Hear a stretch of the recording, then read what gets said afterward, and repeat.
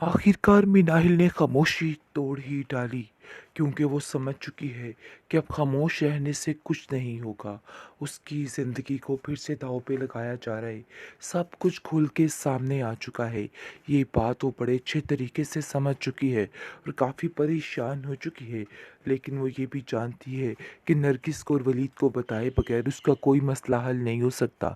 इसलिए कुछ ना कुछ करना होगा, जिस पर आप देखेंगे कि वलीद साफ साफ नरगिस को कहता है कि आप फ़िक्र मत कीजिए, आपको मिनाहिल की वजह से परेशान होने की कोई ज़रूरत नहीं है। इन सब बातों की टेंशन ना लें, सब ठीक हो जाएगा। क्योंकि फिर से एक दफ़ा मिनाहिल की ज़िंदगी तबाह करने के लिए माजदा तैयार बैठी है और किसी को कोई फ़र्क नहीं पड़ रहा है। और माजदा जो चाहती थी वही किया, लेकिन माजदा को साफ साफ मिनाहिल कह देती है कि आप दोबारा से वही हरकत करने जा रही हैं और मैं इस चीज़ को बड़े अच्छे तरीके से जानती हूँ। अब आपकी मैं एक नहीं सुनूँगी। अब आप जो कुछ करने की कोशिश कर रही हैं ना, आपको खुद ही भुगतना पड़ेगा। और इन सब चीज़ों का मेरे लिए कोई भी जवाज़, कोई भी मकसद नहीं है। अब बेहतर यही है कि आप ये सब कुछ अपनी बेटी के लिए तैयार हो जाएँ भुगतने के लिए, क्योंकि आपने बहुत सी ज़्यादतियाँ कर ली हैं। अब मज़ीद ज़्यादती मैं आप लोगों को नहीं करने दूँगी, चाहे जो मर्ज़ी हो जाए। क्योंकि मैं अब आप लोगों की इन हरकतों की वजह से शदीद तंग आ चुकी हूँ और मज़ीद किसी किस्म का कुछ भी नहीं होगा। आप देखेंगे कि ज़ारा साफ साफ कहती है कि देखो, ये सारी बात मेरे ऊपर लाने की आखिर क्या ज़रूरत थी। सारा मसला पेचीदा तुम्हारी वजह से है और तुम मुझे ही इल्ज़ाम दे रही हो। इस तरह की हरकतें करके आखिर तुम्हें क्या मिलेगा, मुझे तो कुछ समझ नहीं आ रही। जिस पर वो कहती है कि तुम्हारी माँ ने आज तक जो मेरे साथ किया है, आज तुम पर ही आएगी और तुम्हें पता भी नहीं चलेगा। अब मेरी आह आप लोगों को लग कर ही रहेगी। तीन औरत है और वही सब कुछ कर सकती है, लेकिन ये उसकी बहुत बड़ी बेवकूफ़ी है। मिनाहिल ये सारी बात कर देती है नरगिस से और नरगिस कभी भी इस बात के लिए हामी नहीं भरेगी, बल्कि ऐन मौके पर आकर माजदा की ऐसी चित्रोल लगाएगी कि माजरा याद रखेगी, जो समझ रही है कि वो सारा कुछ ठीक कर रही है। लेकिन वो नहीं जानती कि मिनाहिल की ज़िंदगी से इस तरह खेलना उसके लिए बिल्कुल भी सेफ़ नहीं है और कोई भी ये सब कुछ नहीं कर सकता है। इस बात की टेंशन उसको बहुत परेशान करती है। माजदा कहती है कि अरे भाई देखो, अगर कोई ऐसी बात हो भी गई है तो अपने ऊपर थोड़ा सा कंट्रोल कर लो। ये सारी हरकतें तुम्हें ज़ेब नहीं देती। ये देखो कि तुम्हारा क्या हाल है, तुम्हारी भी तो पहले शादी हुई थी ना। अगर तुम इस बात को नज़रअंदाज करोगी तो फिर ही तुम्हारा घर बस सकेगा, वरना अब तो तुम्हें वलीद नहीं मिल सकता। ये बात तो तुम्हें बड़े अच्छे तरीके से पता है। जिस पर वो कहती है कि मैं वलीद की बात नहीं कर रही। आखिर आप कैसे इतनी बड़ी धोखेबाजी का मुझे शिकार कर सकती हैं? हर चीज़ को जानते बूझते ये सारा मामला कैसे ख़राब कर सकती हैं? मुझे तो कुछ समझ नहीं आ रही है। जिस पर आप देखेंगे कि साफ साफ उसको कहता है कि बस बात तो ये सही है कि अब हमें मिनाहिल की मदद करनी है और किसी भी तरह से मिनाहिल को इस चुंगल से निकालना है, क्योंकि उसको इस चुंगल से निकाले बगैर मैं किसी भी तरह से ठीक नहीं रह सकता हूँ। और वो बड़े अच्छे तरीके से जान चुका है कि आखिर ये मामला है क्या। जिस पर वो मिनाहिल को कॉल करके साफ साफ कह देता है कि तुम तैयार हो जाओ, मैं तुम्हें यहाँ से लेने के लिए आ रहा हूँ। जिस पर मिनाहिल कहती है कि आपके घर के भी अजीब मसले हैं, आपको पता तो है कि सबा कितनी चिढ़ खाती है मुझसे। आखिर कैसे वो मुझे यहाँ पे बर्दाश्त करेगी, मुझे तो खुद कुछ समझ नहीं आ रही है। बहुत ज़्यादा परेशान हो चुकी है और वो कुछ समझ नहीं पा रही कि क्या करे और क्या ना करे। लेकिन वलीद कोई ना कोई रास्ता ज़रूर निकालेगा और उसको इस चुंगल से निकाल ही देगा, क्योंकि नरगिस भी काफ़ी परेशान हो चुकी है और चाहती है कि बस जितनी जल्दी हो सके उसकी बेटी सीधे तरीके से उसके पास उसके घर आ जाए।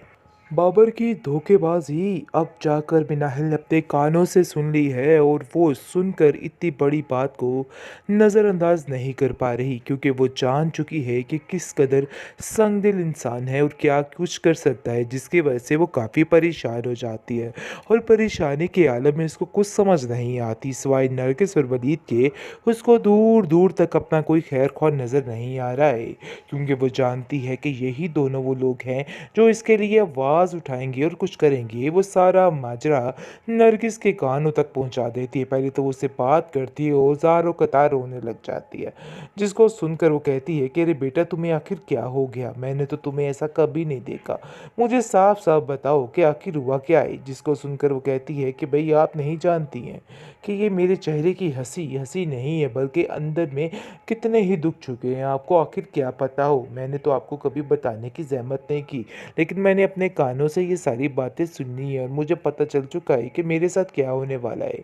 आपको शायद समझ नहीं आ रही, लेकिन ये लोग बहुत जालिम हैं और ये अपनी आई के लिए कुछ भी कर सकते हैं। मैंने इन लोगों को बारहा सुना, लेकिन इसके बावजूद इन लोगों पर कोई भी, यानी कि ये लोग जानते हैं बड़े अच्छे तरीके से कि बाबर किस किस्म का इंसान है, लेकिन अफसोस की बात यह है कि ये लोग फिर भी ये रिश्ता करने पर आमादा हैं और इन लोगों को कोई फ़र्क नहीं पड़ता है। ज़ैन भी उन लोगों के साथ ही मिला हुआ है और अपनी माँ की हाँ में हाँ मिला रहा है। लेकिन जी, आप देखेंगे कि ज़ारा कहती है कि तुम्हारे साथ तो बहुत ही बेहतर हो रहा है और यही सब कुछ होना चाहिए था। भाई माँ जी, यही डिज़र्व करती थी ये लड़की और इसके साथ ये सब कुछ ही होना चाहिए था।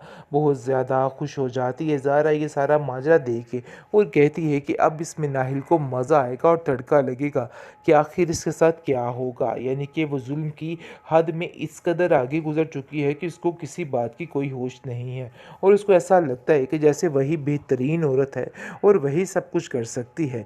लेकिन ये उसकी बहुत बड़ी बेवकूफ़ी है। मिनाहिल ये सारी बात कर देती है नरगिस से और नरगिस कभी भी इस बात के लिए हामी नहीं भरेगी, बल्कि ऐन मौके पर आकर माजदा की ऐसी चित्रोल लगाएगी कि माजरा याद रखेगी, जो समझ रही है कि वो सारा कुछ ठीक कर रही है, लेकिन वो नहीं जानती कि मिनाहिल की ज़िंदगी से इस तरह खेलना उसके लिए बिल्कुल भी सेफ़ नहीं है और कोई भी ये सब कुछ नहीं कर सकता है। इस बात की टेंशन उसको बहुत परेशान करती है। माजदा कहती है कि अरे भाई देखो, अगर कोई ऐसी बात हो भी गई है तो अपने ऊपर थोड़ा सा कंट्रोल कर लो। ये सारी हरकतें तुम्हें ज़ेब नहीं देती। ये देखो कि तुम्हारा क्या हाल है, तुम्हारी भी तो पहले शादी हुई थी ना। अगर तुम इस बात को नज़रअंदाज करोगी तो फिर ही तुम्हारा घर बस सकेगा, वरना अब तो तुम्हें वलीद नहीं मिल सकता। ये बात तो तुम्हें बड़े अच्छे तरीके से पता है। जिस पर वो कहती है कि मैं वलीद की बात नहीं कर रही। आखिर आप कैसे इतनी बड़ी धोखेबाजी का मुझे शिकार कर सकती हैं? हर चीज़ को जानते बूझते ये सारा मामला कैसे ख़राब कर सकती हैं? मुझे तो कुछ समझ नहीं आ रही है। जिस पर आप देखेंगे कि साफ साफ उसको कहता है कि बस बात तो ये सही है कि अब हमें मिनाहिल की मदद करनी है और किसी भी तरह से मिनाहिल को इस चुंगल से निकालना है, क्योंकि उसको इस चुंगल से निकाले बगैर मैं किसी भी तरह से ठीक नहीं रह सकता हूँ। और वो बड़े अच्छे तरीके से जान चुका है कि आखिर ये मामला है क्या। जिस पर वो मिनाहिल को कॉल करके साफ साफ कह देता है कि तुम तैयार हो जाओ, मैं तुम्हें यहाँ से लेने के लिए आ रहा हूँ। जिस पर मिनाहिल कहती है कि आपके घर के भी अजीब मसले हैं, आपको पता तो है कि सबा कितनी चिढ़ खाती है मुझसे। आखिर कैसे वो मुझे यहाँ पे बर्दाश्त करेगी? मुझे तो खुद कुछ समझ नहीं आ रही है। बहुत ज़्यादा परेशान हो चुकी है और वो कुछ समझ नहीं पा रही कि क्या करे और क्या ना करे। लेकिन वलीद कोई ना कोई रास्ता ज़रूर निकालेगा और उसको इस चुंगल से निकाल ही देगा, क्योंकि नरगिस भी काफ़ी परेशान हो चुकी है और चाहती है कि बस जितनी जल्दी हो सके उसकी बेटी सीधे तरीके से उसके पास उसके घर आ जाए।